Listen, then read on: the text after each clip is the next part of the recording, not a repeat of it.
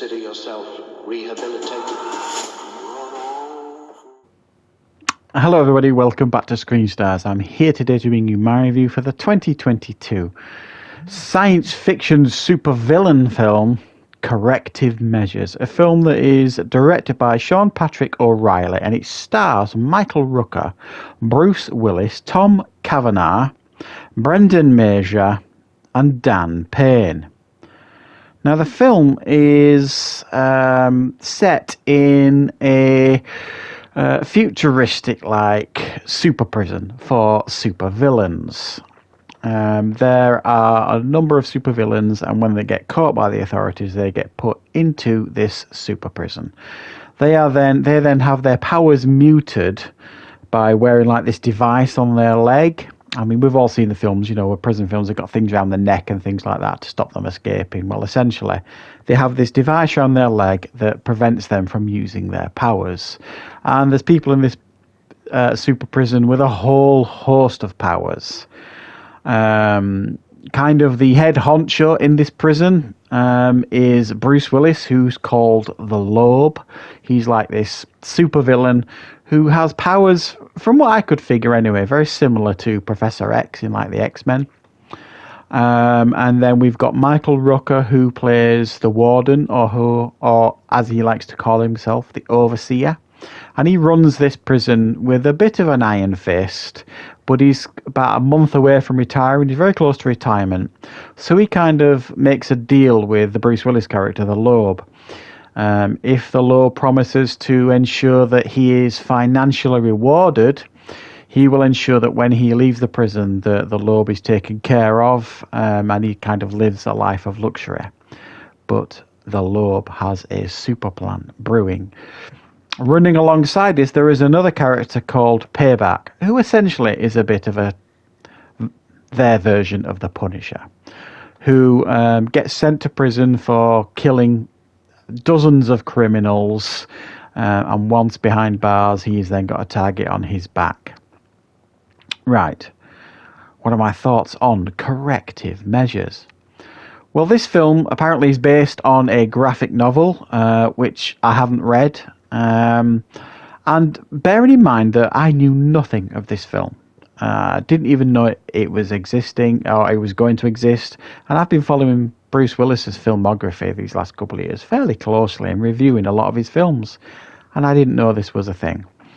So I think this is a film that's going to fly under many people's radars, which is a little bit of a shame because I was pleasantly surprised by this film.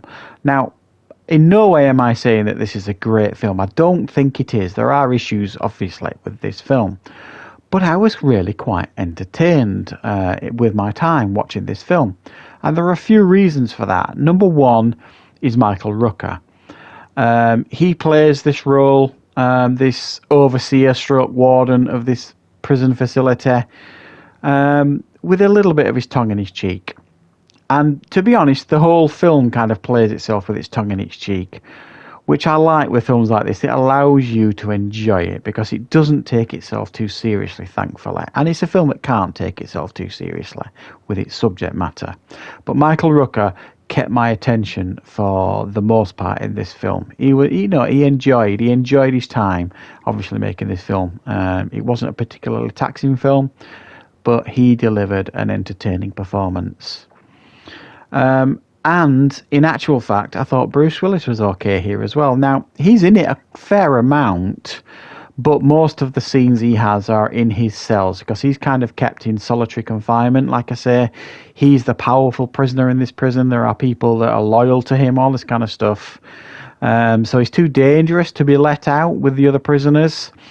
So he's too manipulative, so he's pretty much in solitary confinement for the most part in this film, and most of his interactions are with the Michael Rooker character.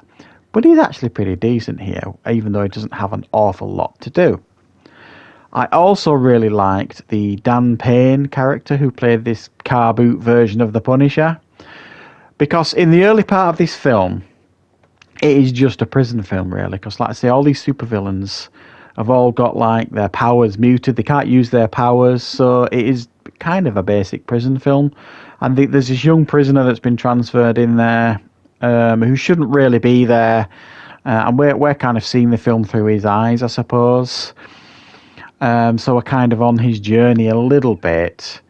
So the first half of this film is like almost a standard prison film, but what keeps it entertaining are the interactions between Bruce Willis and Michael Rooker, and the Punisher, the Payback character, who's constantly fighting off and fending off these other prisoners because they all want a piece of him, because they know of him and his reputation for killing criminals.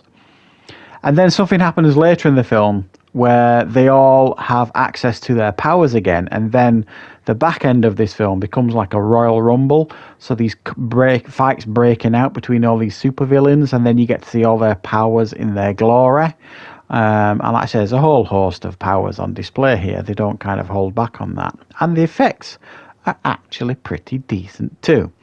For not only the powers, but some of these people are like mutated, a bit like the X-Men. So there's some pretty decent powers on display and effects on display as well, which keep you certainly entertained. So while again, I don't think this is an outstanding film or anything like that, it took me a little bit by surprise.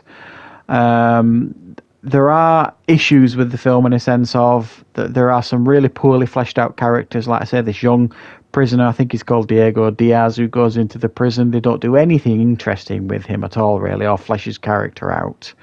There's a couple of guards that I think they could have done more with in regards to fleshing out their characters, and certainly a number of prisoners that they could have fleshed their characters out a little bit more as well.